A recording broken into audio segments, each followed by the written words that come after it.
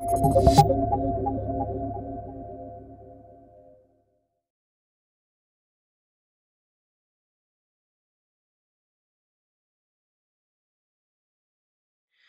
hello, my name is Jasmine from the New Black Film Collective's Only Joking project, supported by New Heritage Month to interview comedians from the Stratford comedy scene about their experience and career journey in stand-up comedy over the last 20 to 30 years. I'm here with Ninia. If you'd like to give yourself an introduction.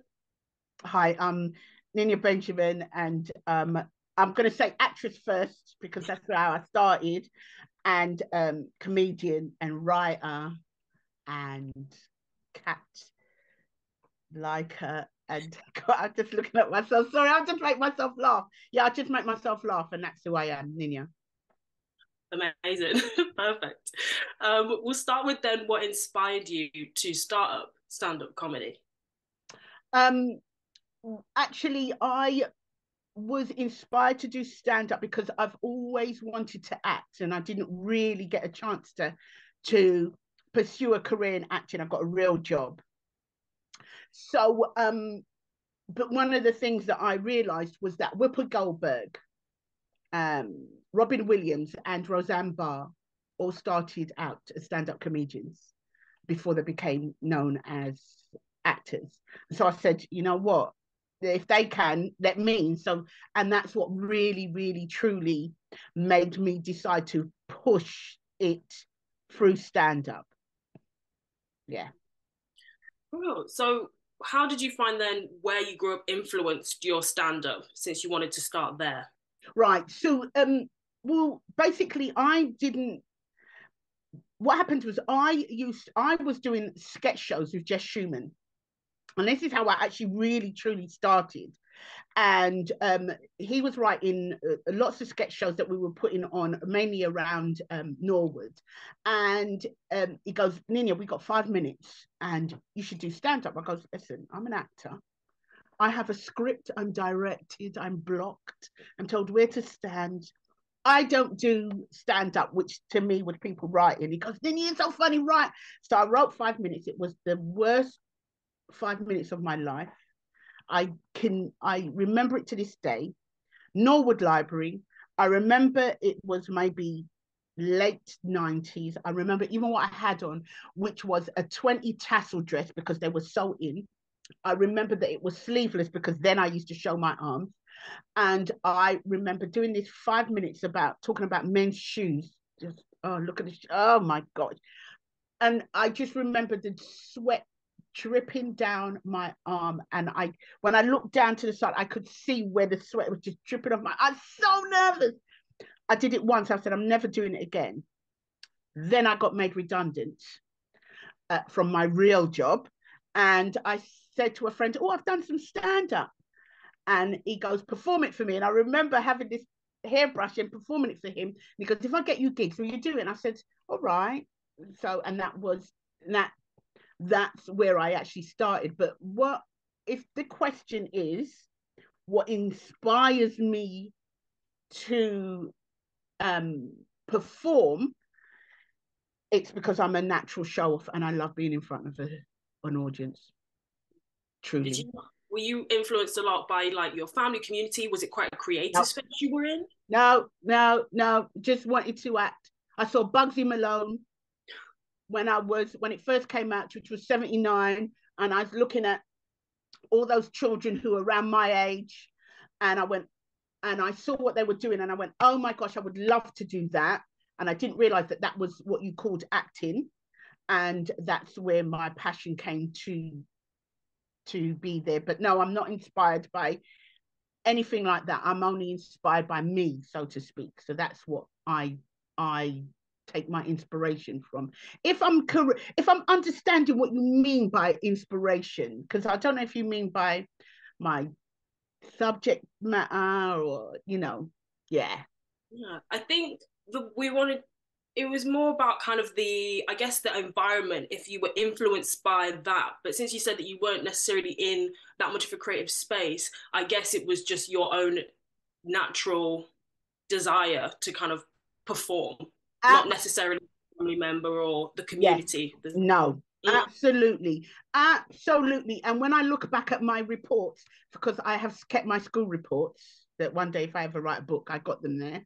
I always was a natural person in the class to entertain people. So it was just something that I've always wanted to do. I did not come from any kind of artistic family at all. In fact, I had a chance to go to the Anna Scher School of Acting, and Daddy went, no, no, no child of mine is going on. I don't see those people. My dad never saw no black people on telly back in the 70s, and he wasn't about to send his child out there to try and be on something that he had never seen many people on. So I had to wait until I was an adult before I could actually really truly pursue my love of all things entertainment. Oh, amazing. I mean, that sounds like, I guess, a little bit isolating because you were having to do all that stuff by yourself and create your own creative space. Well, I don't know about eyesight. It wasn't, not necessarily. It was just that back in those days, yeah, you were under manner. So whatever my dad said went. So daddy said no, and I just had to suck it up and wait until I was 18 and then start going to. So I didn't feel isolated because I mean I loved school. A lot of people hated school. I didn't learn nothing. Trust me, I left school with not a exam. But I loved school because you could go to class and entertain the class. And so I never really felt isolated because I didn't know any better. It was the way it was, and I wouldn't always be a child. One day I'm going to grow up, and then I can do what I want. When I, when, as my dad would say, when you pay your own tax, you can do what you want. And guess what? I got a job and I pay my own tax, so I did what I want, and there you have it. So, what did you like talking about the most in your comedy? I the I like talking about me most of all, because you see, they say talk about what you know. And the one thing I do know is I know what makes me laugh. And if it will make me laugh, I know that it will make you laugh or the audience laugh more often than not. So I tend to talk about my point of view of the world, of myself. Just, it's just all about me. I don't really talk about what's on telly because I just watch telly. I don't know. Just I'm very much in the moment. So if I've had a journey to get there to the gig or something, then that will be 10 minutes of me chatting, and I will make it funny because I realize that. Gosh, me having to run for the train, which I don't. I don't run for trains. I don't run for nothing. But me trying to, it's in and of itself is hilarious. So I I am my biggest subject matter. See, so whatever I think, I just know how to make it funny. I don't know. I'm a natural. I don't know what that means. I do know what it means, but I'm a natural. Do you find that is a lot of your stand-up comedy improvised on the spot? Yes, it is. Really it is. It really is improvised. Something, uh, and everything is true. So it's not the things that I talk about are not things that haven't happened. So for instance, I won't talk about the subliminal messages coming from the moon when there's a rising sun, because that don't mean nothing to me. So I won't talk about things that are not true. There's always truth in whatever I say. It's absolutely is true. So, basing it kind of on everything that you experience Yeah. in your life, how was it developing your comedy and career in the Stratford comedy scene? Wow. Well, I mean, I've got recordings of when I first started. So when I first started, I was right shouty. I was right shouty, shouty. Damn! Hi, I'm so shouty, and um, I had this idea of what a comedian was.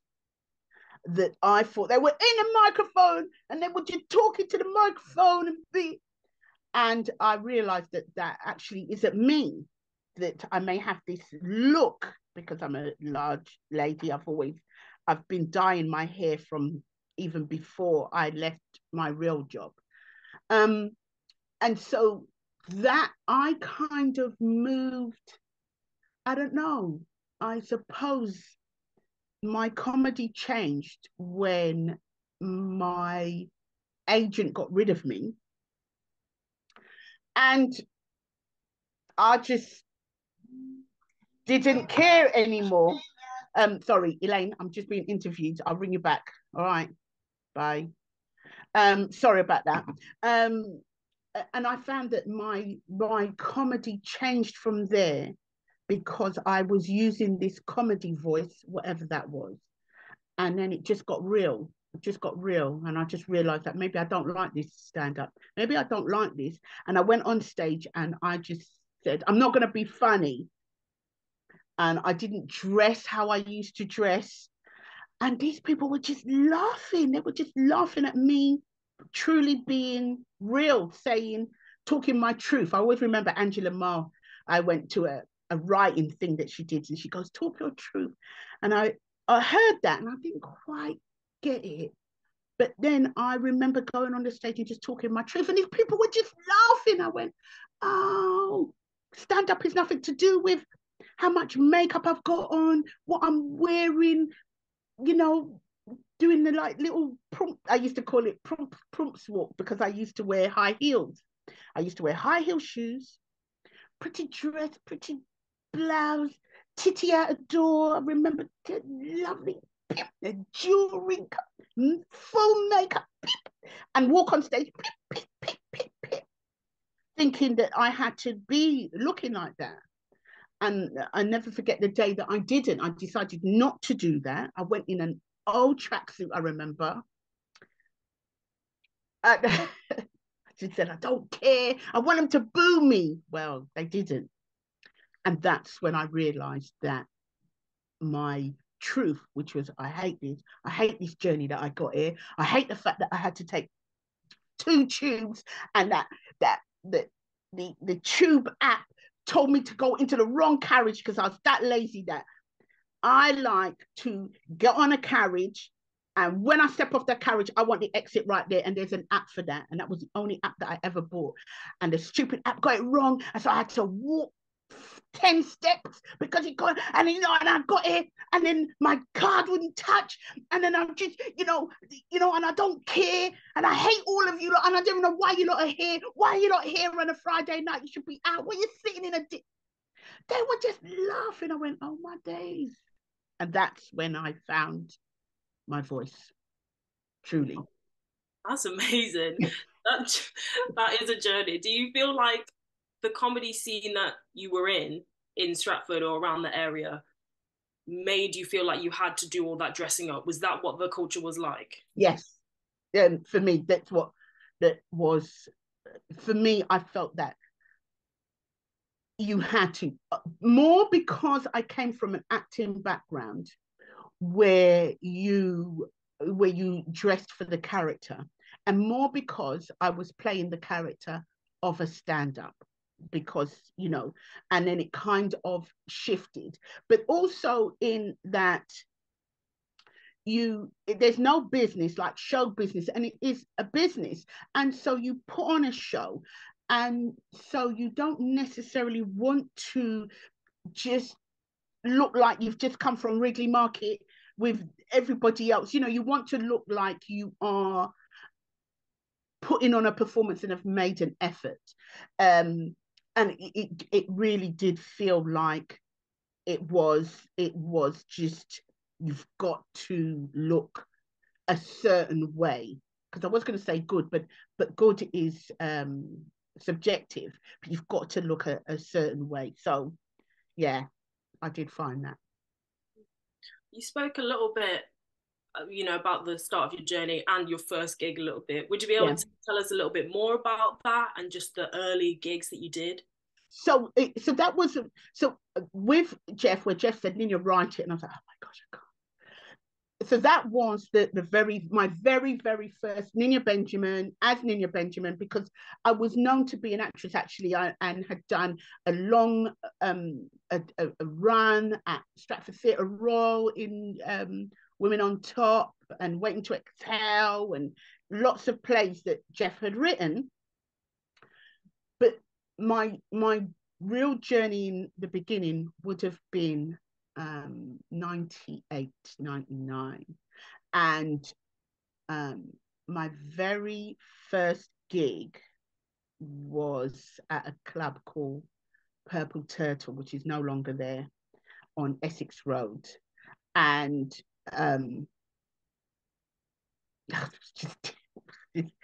it was a baptism of fire. Just, well, first of all, before I said, right, I'm going to do this, the one thing I did do was I went out and watched gigs in both circuits. There are still two circuits, black circuit and the white circuit. Don't care what anybody wants to call it, although it's the mainstream circuit, right? But I went, let me go out and see what's happening on a mainstream circuit, because I was mainly used to the black circuit. Funny enough, I used to be in a double act many years ago. But anyway, and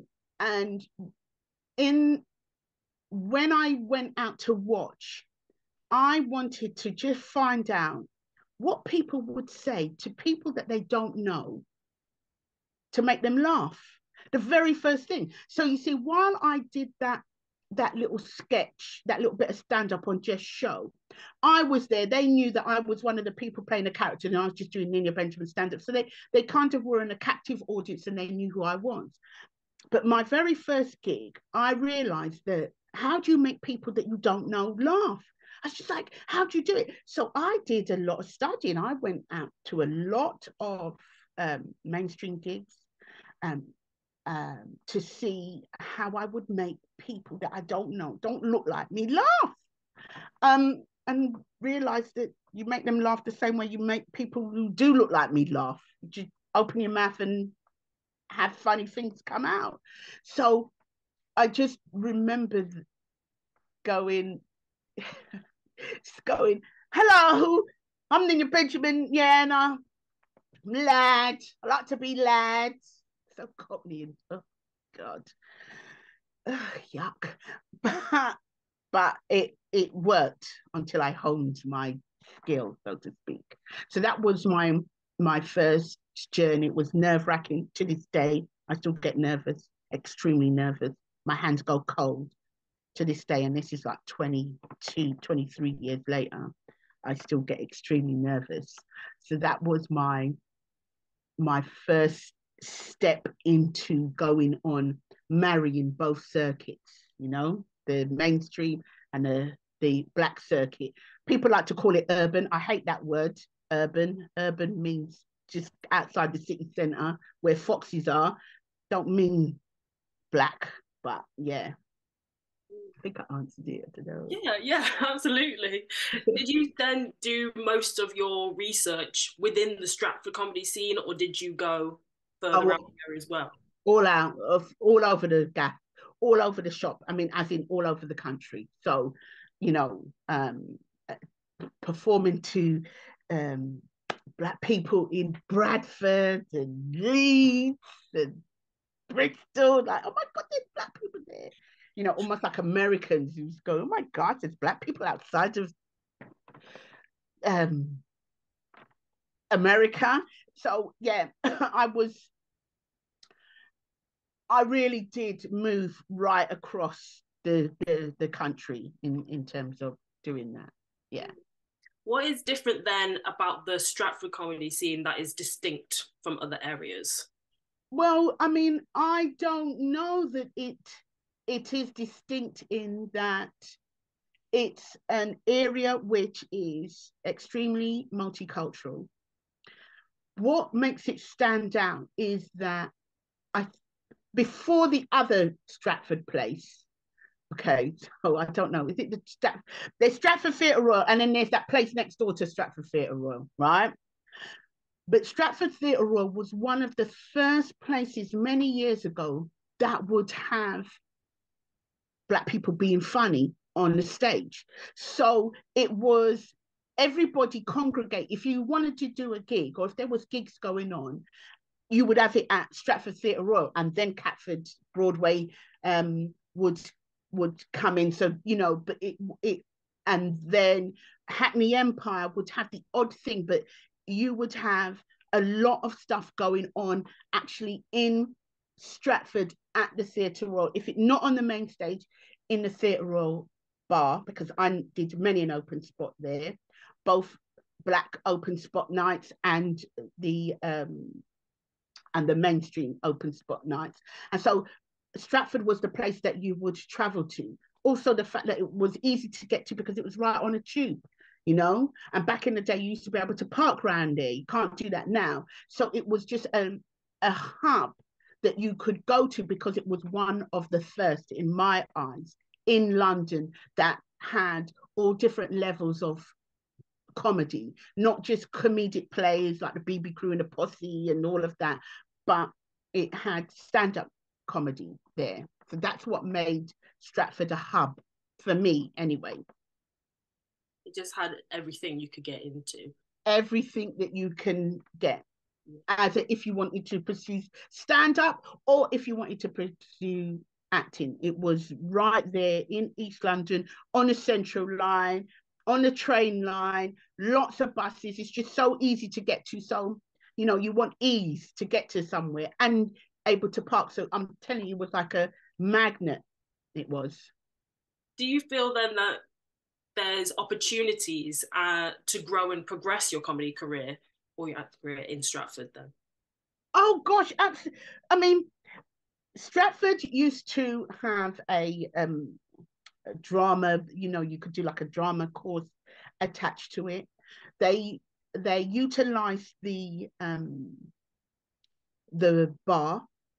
Then they built that place across from Stratford Theatre Royal, because that's how I solidify things in my head. So I know where Theatre Royal is. Then there's the place, I want to call it the Triangle, but I know it's not the Triangle. And then there's that other place opposite those two places. And Quincy used to have his gig in there. So there's, I mean, I've even performed in some, I'm sure that there was a pub down the road from Stratford that used to have stand-up comedy in. But you can get on a stage in that place, in that area, and get a chance to perform. And maybe somebody might see you performing and put you in a show. You just, you know, it's just got its chances because of the amount of places that there are to perform there, more so than anywhere else, all within this really short distance of each other. That's what I think, anyway. No, definitely. How then do you feel that do you feel the Stratford comedy scene has changed a lot over the last 20, 30 years? Yes, it has. Because Stratford has changed, because it used to be more, oh yeah, Black comics, you know, doing whatever they are doing. But now it's much more mixed, you know. In part, that is Chrissy doing these, you know, these Show Me the Funny, his nights there, where he would have white comics who all over, or if they're coming down to London to do something, and then they'll do a stint. So you'll find that it's a lot more mixed, you know, that you will see everybody going on stage. And because it is a hub, you will find that there's all different kinds of people now doing comedy. Before, you would have mainly young white guys, young Black guys, a few white women and a few Black women, and that was it. But now you've got Asian, you've got whoever is here, you know, you're seeing women in hijabs on stage. You couldn't even dream about that 15 years ago, you know, until Shazia first started, and now you just see what is reflected when you walk down the street. Now you see that, particularly in Stratford and in London, and to a certain degree inner cities. I would put Birmingham in there as well. But you see what you see when you're walking down the street. You know, so you see everybody. You see everybody. You name a country, and I've seen them. I've seen somebody from that country doing stand-up comedy, which started in Stratford because it's right near a hub. It's like a port almost. That's what I think. It's become a proper melting pot then. Yes, that's really exactly. Because there's so many different types of audiences, how do you handle telling jokes for an audience that are from a different background? You touched on it lightly before, but I just do me. I will always not explain, but if you're there to watch comedy, for me, part of you has to be open to receive, right? So what I say will make me laugh. I will always hands down say, I don't change my material. I ain't changing my material for nobody. Okay. I do me. Yeah. If I can make myself, I can't explain enough that if I have fun on stage, fun is universal and has many languages. If I am enjoying myself on stage, you will come along with me. It may not be your level of fun, because the one thing that I have learned and I've grown is that comedy is subjective. What you find funny, that person might not find funny. But what is infectious is fun. And when they see somebody is having a good time on stage, because they can see nervousness. Audiences, they might not think, because they're watching somebody and they're doing that with the microphone going, they think that's nervousness, but it's so many different nuances, and audience will pick up whether or not you feel uncomfortable on that stage, you don't feel comfortable with what you're saying, because if you can also stand by the courage of your convictions, because if you know what's coming out of your mouth is funny, you will deliver it in a way that the audience will pick up on that from the ether. Oh, okay, I get that. I never thought that. Oh my days, for real? Is that actually going on? People will they'll either go with you or not go with you. And I know that just from sometimes if I do a gig and they've gone, oh, I'm from Sweden, right? And there ain't many black comics at Sweden. And because it's about me as opposed to, here's a joke about Wrigley Market when it was soggy. They couldn't give a monkeys about whether or not Wrigley Market was soggy.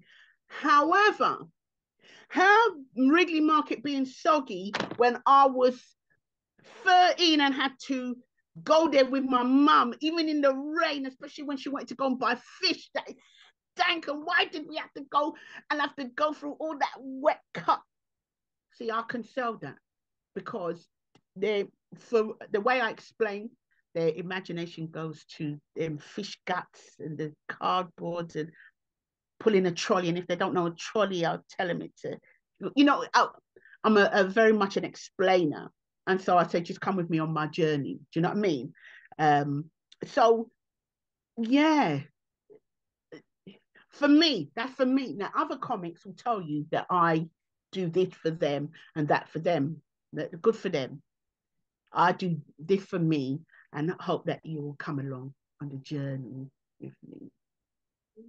No, I like that approach. It's very authentic, natural, for sure. Yeah. Do you have a favorite crowd that you have performed for? I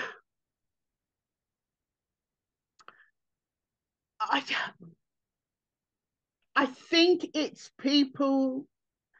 I think my favorite crowds that I like to perform for are people that have a perception of me, and then I change that perception.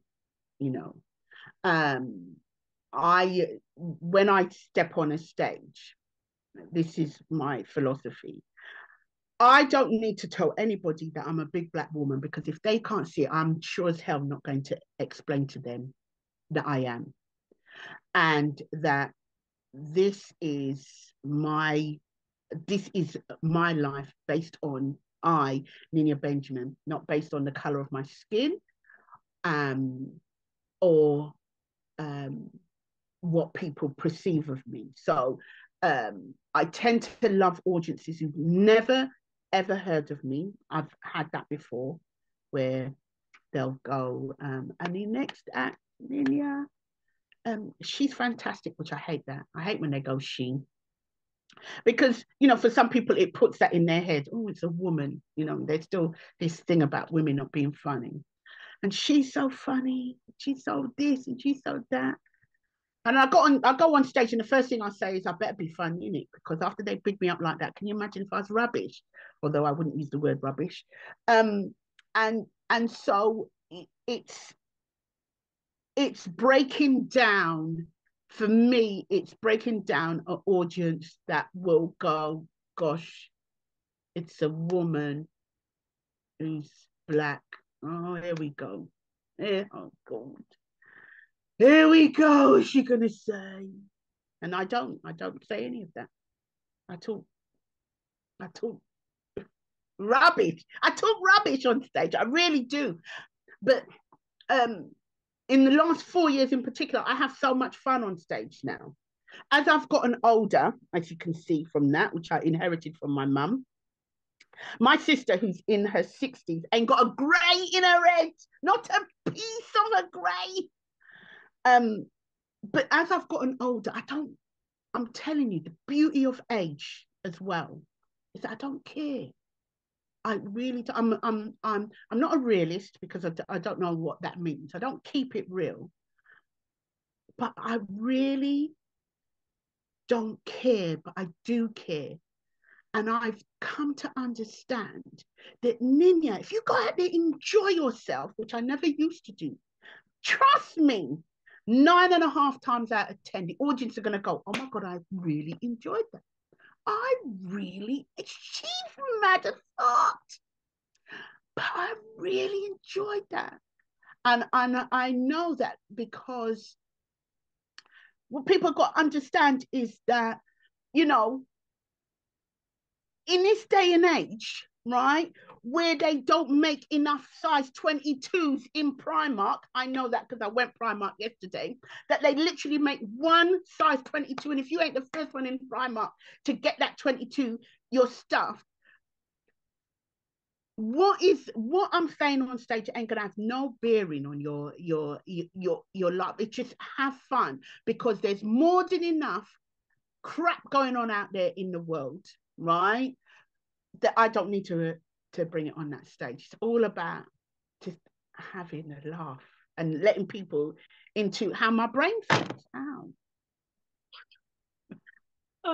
Well, because of the way, the world has changed and where we are now, has your material been affected by political No, correctness and culture? no, it hasn't, because I I I do me. So, I am not a horrible comic. That, sometimes a comic could just go, "Oh, what's your name?" Stephen. That's stupid. I just don't do that. So no, it really has not touched me, because whatever political correctness is in the terms of what you can say has never been anything that makes me laugh. You doing something because of the color of your skin is a big load of foolishness, and people inherently know this. You doing something because you're a woman, just because you're a woman. Sorry, I'm just watching. I got a big I collect water in my water thing, and I'm watching this pigeon feisty bright in a thing. I drink my water, and my other cat is sitting there just watching. Sorry, big boy's just sitting there instead of showing off. They just like watching the pigeon, like, oh, this is good telly. You doing something, or doing something because you're a woman, or not. I just don't find that funny. Oh, as a woman, do you know I I love when men go, oh, you're so, I don't even know, because that's just not even in my, that's not in my wheelhouse. That's a very American term. But I can't imagine going, men, you know, you do this because you're a man. You like to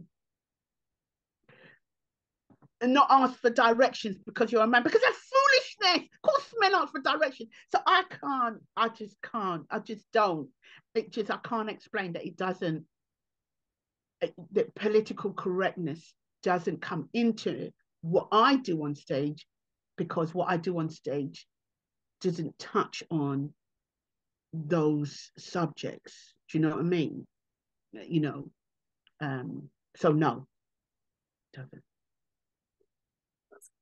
Do you think then, in your experience, those subjects being brought up more about gender and race and all that sort of stuff has been shifted more by social media and streaming content and streaming comedy? Well, you know,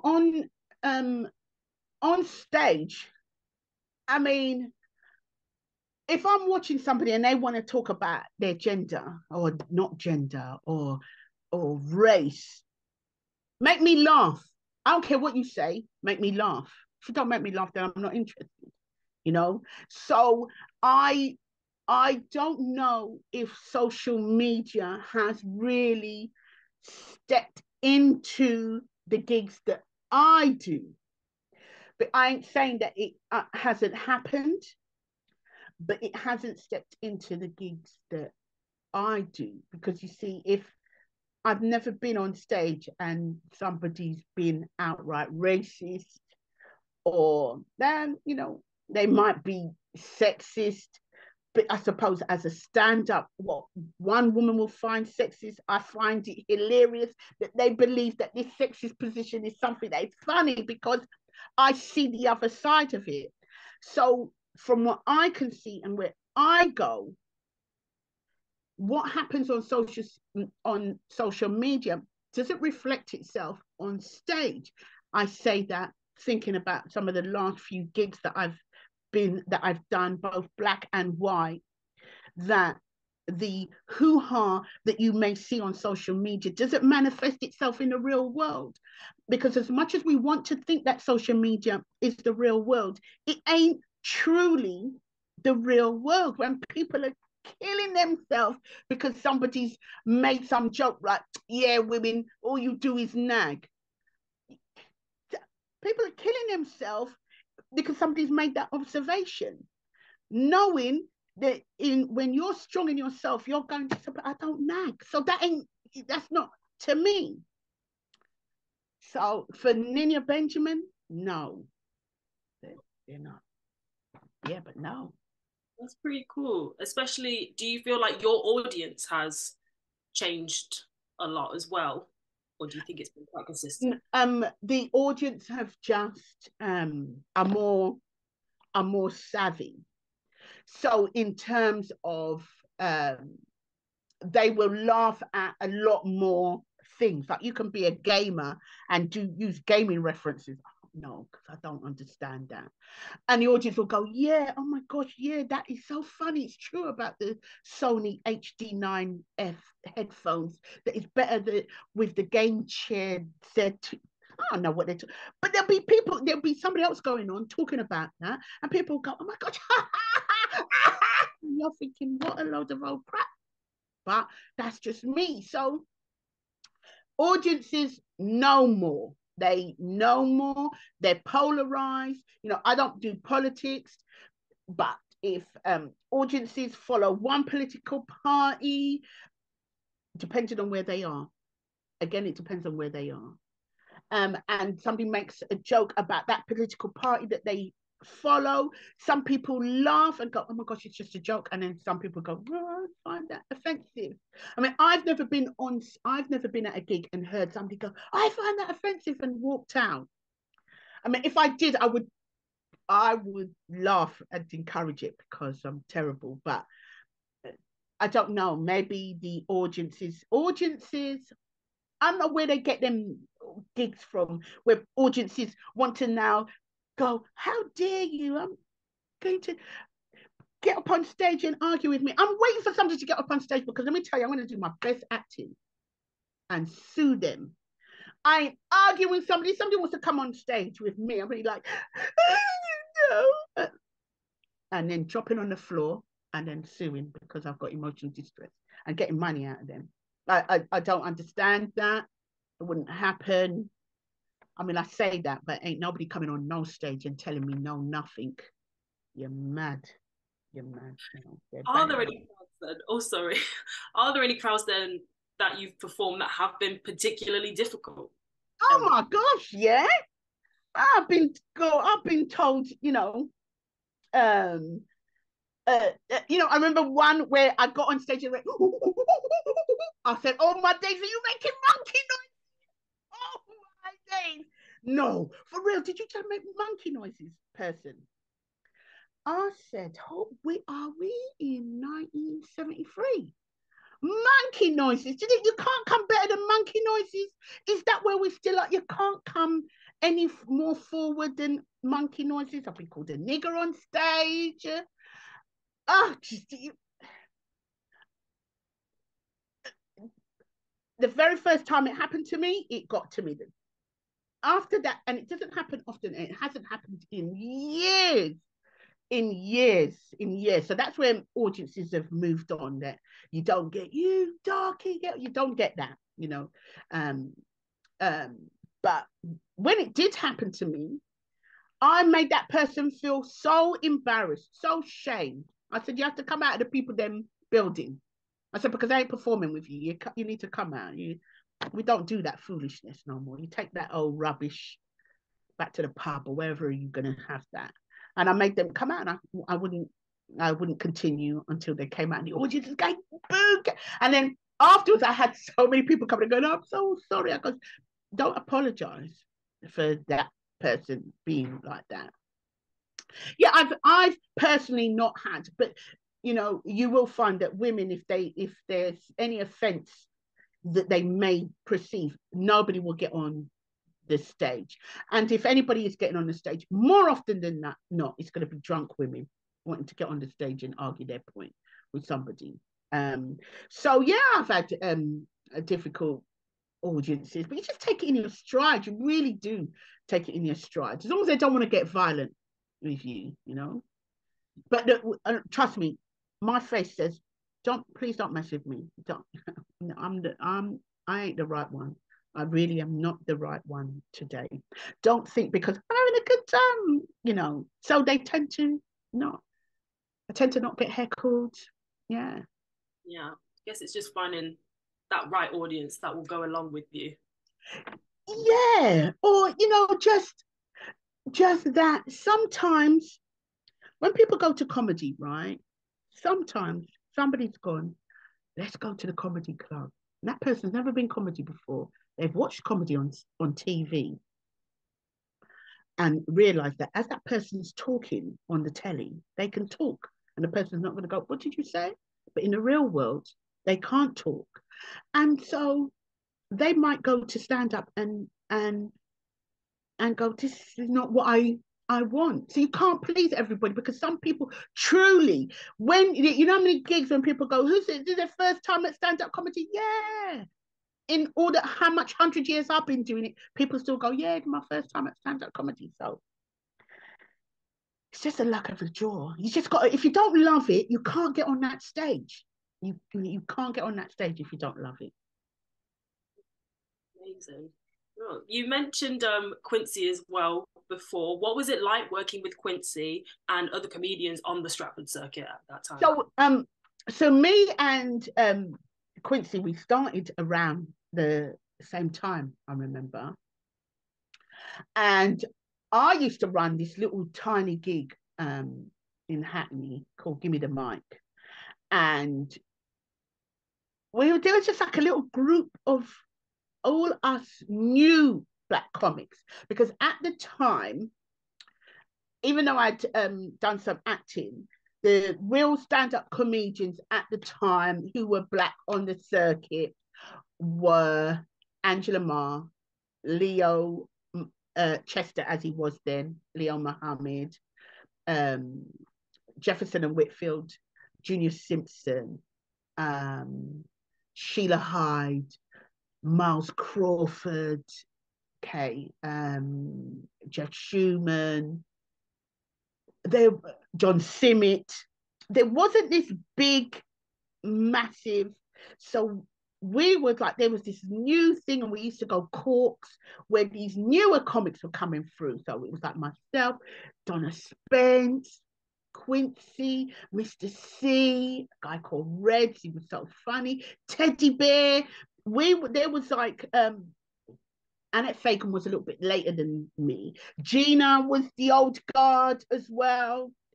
And so we were just this little tight-knit group who would go to any of the gigs to go and see people. And yeah, I remember the first time that me and Quincy actually did a gig together. Gosh, that was when Quincy was fat. He lost all his weight, can't stand him. And yeah, we would just all be there to support each other. We would just go to all each other's gigs and just support each other and go, oh, what do you think? Should I do this? Oh, do you think I should do that? So, and then we started going Corks, and Corks was the lick, man. That's when stand-up comedy was doing it. Yeah, it just was, we just became good friends. I don't know. I don't know what to say apart from gush, like some old gushing gusher, you know.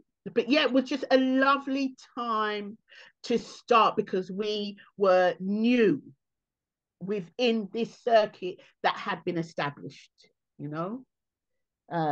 Yeah. Sound like you had a proper team going on. Oh, we really did. We really did.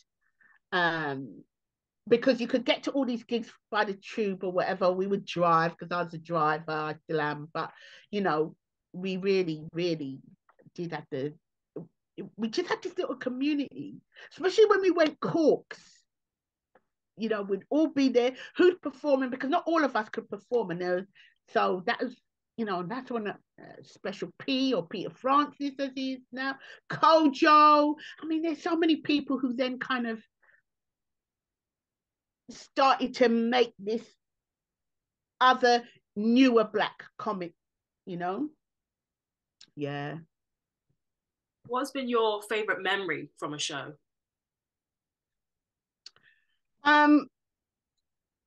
I think, oh, I think my best memory, my most favorite memory is, while I do love a standing ovation, don't get me wrong, I think there's nothing better than a standing ovation. There's nothing nicer than hearing more, more. But the best memory, and I don't see it often because sometimes I'm not always looking there, but this is my best memory.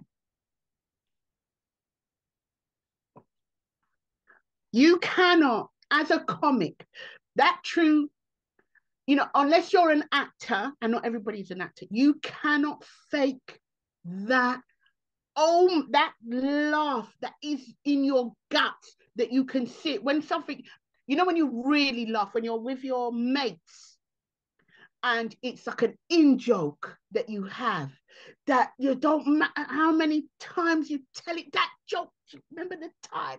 You remember the time when Gloria thought she was wearing her satin bonnet and she went out in the street in her shower cap, which is not funny, but you all remember, you all know what Gloria's like, and that Gloria would never do it, and how you lot nearly dead laughing. And it's watching people nearly dead laughing. I can't tell you, it's tingly when you see that true can't breathe. I've seen it. I can see it now. Black men, white men, black women, white women, Asian women, and the joy, particularly when I see people who don't look like me, you know, so that's men, black or white or whatever nationality they are. Um, uh, Women who don't look like me, who go just get it, just go, oh my. I've seen people go, and I know they're truly laughing. I know that they're not actors. And that is always my best memory. That's always what rings in my head. And I say that because sometimes I'll say something and only one person will truly laugh. And I know, and that also just gets me. Like I gigged on Wednesday, actually. And before me even finished what I was saying, she was there already. She's like, and that was it for me. And so then it makes me laugh, and then all the audience, and we all. So that's my best memory. Laughter, true laughter, gut laughter, not but real can't breathe laughter. Is any comic worth their salts will tell you that that's something to you want to chase, the real laughter. Those individual moments sound really special. Do you have an overall career highlight? Oh gosh, yeah. Although it was kind of you know, okay, this is actually my career highlight, and I'll tell it from the beginning. I got a message on Messenger going, "Hi, been looking at your stuff, and would really like you to write for Will Smith." Which I responded, "Oh my days, no, that is too funny. No, you're good." I said, "You are good." And then they came back, right? Because I'm a comedian. So I said, they came back and they go, "No, seriously, we've seen some of your stuff and we would like you to write for Will Smith." And I went, yeah, yeah, yeah. And then I looked up the guy, and they were attached to Westbrook. And Westbrook is a company that Will Smith has. And then I said, "If you're serious," so I sent my email, and then and he rang me on Messenger, and I goes, "Oh my gosh, you've got an American accent. Like an American accent makes them real."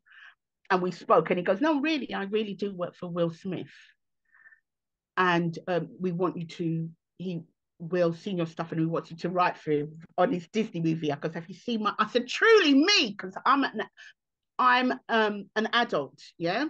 He said, "No, they really like you," and it was real. I had to sign an NDA with Disney, and I wrote on Aladdin.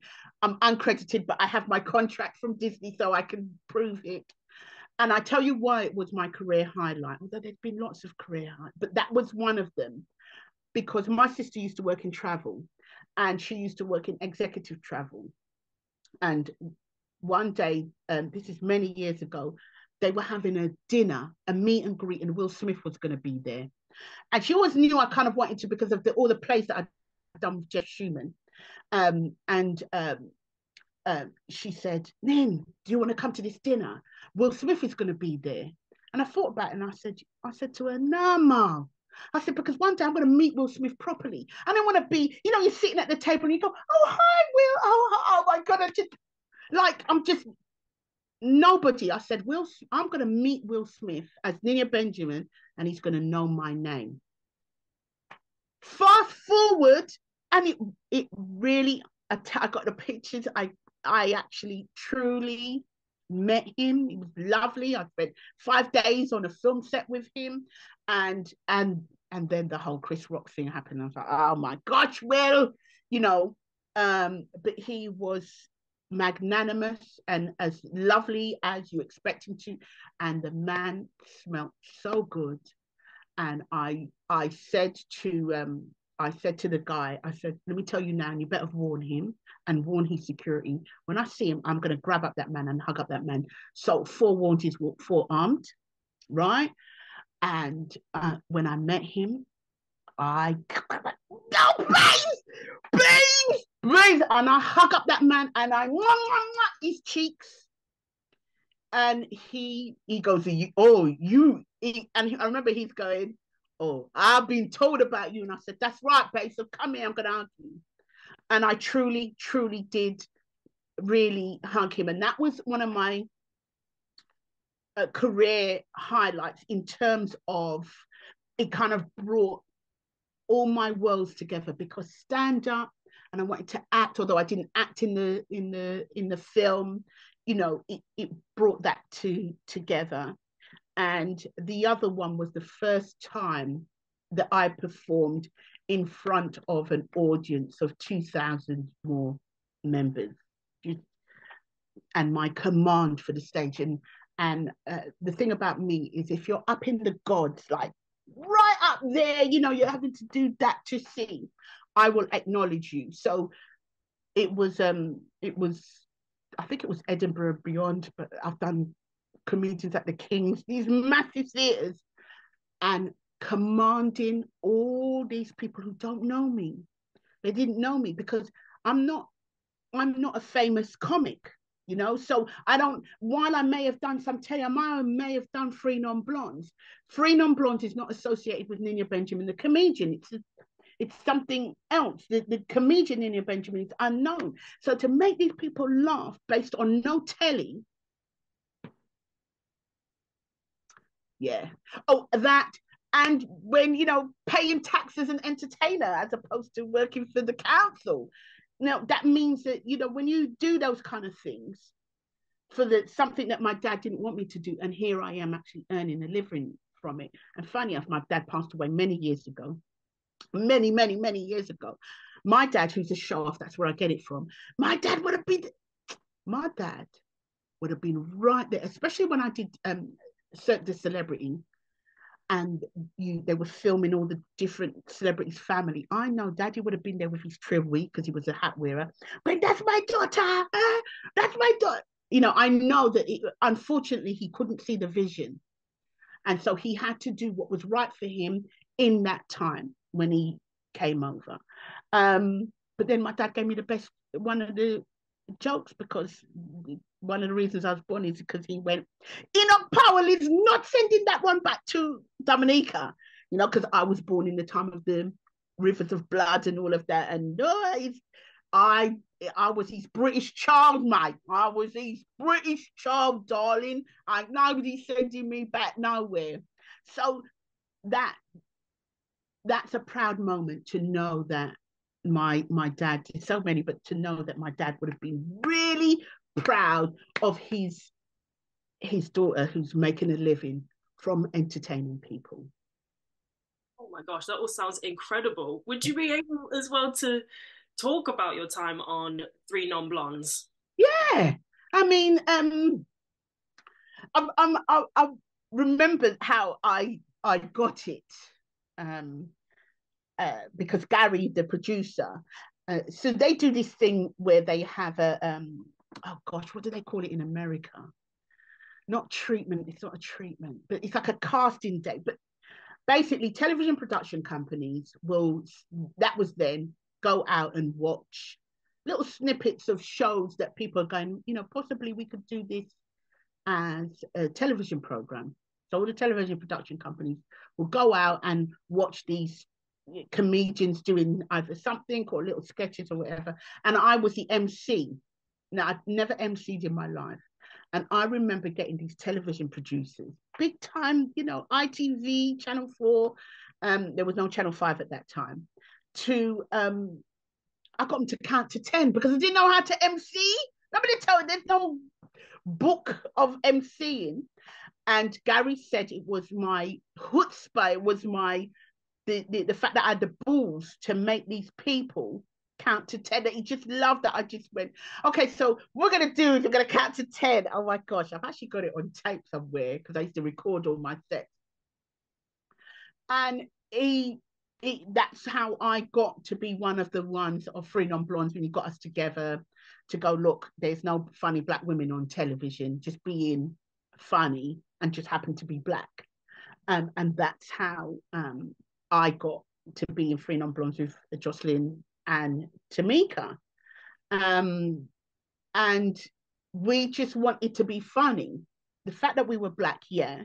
I mean, some of the things we was going to do, oh, because we were black, but a lot of the time we were just doing foolishness. Like it was just, we just wanted to be foolish because black women can be foolish. You know, it's not all about should we cook rice and peas and chicken, and say chups. You know, that's not all. We're more than that. We can be silly, irreverent.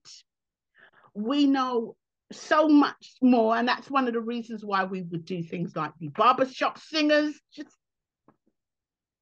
sing like barbershop people, be tampons, be just like let's just run down the street, let's do Baywatch, just because we just wanted to be silly. And that's why I think so many people loved it, because we were being silly, going, oh my gosh, look at us. It's only that we didn't do more nerdy things because computers weren't so big, you know, but we could have, it was just three women being silly and they happened to be black. And the name came about because we were just going, I remember we were driving somewhere to make the pilot. I was going, what are we going to call ourselves? And there was a lot of people on TV who were women who had blonde hair, and not a one of us had a blonde hair. And I just went, Three Non Blondes. And everybody went, oh my God, that was a good name. And that's how Three Non Blondes came about, because there were no flipping non-blondes being funny. The last funny black women just being funny was Real McCoy, you know? And then nothing, you know. Yeah, Tracy Ullman, Smack the Pony, even going back further, Marty Wilde, Faith, what I can't remember. She had big boobs and she used to do impressions. This is like really going back far. The last woman before that would have been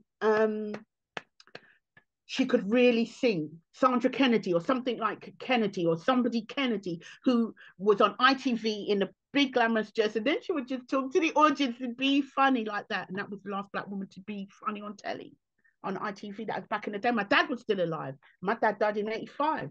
So yeah, that was free and it was fun, man. It was fun until we started getting recognized, and then it wasn't fun anymore, because people then went, I'm gonna act, because if we act, then we can get in the show. And if you ain't an actor, don't try and act, please don't. So it was better when it was something a bit more low-key personal. Yes, yeah. When it got so popular, and that's why we filmed the last Christmas one in Denmark, because they really speak, you know, a lot of people did, even the Danish, to speak English, and nobody know who we were from Adams, because the second season was we you know, just used to hear the, because we used to wear earpieces, and you just on camera, so the directors obviously watch it on camera and they'll go abort, because somebody was just, you know, Sker or Jocelyn would be doing something, or Tamika would be doing, and people go, yeah, oh, yuck, because they knew. Or you'll be seeing them looking for the cameras, you know, and it just made it really, really difficult to film. So yeah. Is there a place that we can find the like early recordings of the Three Non Blondes, or where we can see that stuff online? So it's on Netflix. Oh, is it? Yeah, Netflix. I don't know if it's still there, but we did a whole thing where Netflix had bought the rights to it, and so the whole series is on Netflix. I can't believe it. Got people going, I was 3 when that came out. Oh my days, 3, you know, 3 when it came out. People going, yeah, my mum talks about that. Oh my God, my mum loved that back in the day. But oh boy, wow. So that's, you know, that's 2003, 20 years ago. That was, God. and it's Yeah. still iconic. So that says something. Yeah, you know, when I see like if somebody puts a clip up, and I watch it and I really laugh. I mean, I actually really laugh. I go, oh my gosh, we were foolish. We were so stupid. That's what I loved about it. How stupid. Like Gary just let us be stupid. Do you know what I mean? And that is what I really loved. And it just let people know. You see, black people, they don't only have to be serious and, you know, and feel like the world is on top of them. Yeah. Oh my gosh, thank you so much for this hour. It's been amazing talking to you. Just as a last thing, is there anything that you would like to pass on to the next generation of comics? Oh my gosh. Please have fun. Please have fun. When you go on that stage, right? You you can say, oh, it's about making the audience laugh, but if you have fun, trust me, you can say anything. I mean, within reason, you know. But of course, every subject matter. Some people laugh at it, you know. I've seen that. But when you have fun, it's like you are not working your, they just going, yeah, they just got, that took me really, even though I started in 2000, it took me 2018 slash 2019. It took me 2018 before I truly realized I'm going to have fun. That's the one thing I'll say, because they can read that. They really can. The amount of people, the old men, black and white, come up to me and go, oh my God, I've never, darling, I've just never laughed so much. You'd be amazed who you can touch just by having fun. And that's what I would say. Brilliant. Thank you. Just as a final, is there any plugs that you'd like to add, or where can people find you? Oh, I'm all over. So I'm the worst. I mean, that's the one thing that newer comics have got over us oldies, or this one in particular. But I'm at the Comedy Store on Tuesday doing Cray Cray comedy, and then my brethren, although it's sold out, Gina is over on the 11th of May, and so I'm working with her emceeing the night for her when she goes on, and that's on the 11th of May. But I also know that she's going to Birmingham, but I think that's sold out. But yeah, so next Tuesday I'm in at the Comedy Store, and I might even be singing. I cannot sing, but I don't care. I enjoy it, so I'm going to sing. And but yeah, Instagram, Ninia Benjamin, Twitter, Ninia Benjamin, Facebook, Ninia Benjamin Comedian. So yeah, that's where you find me.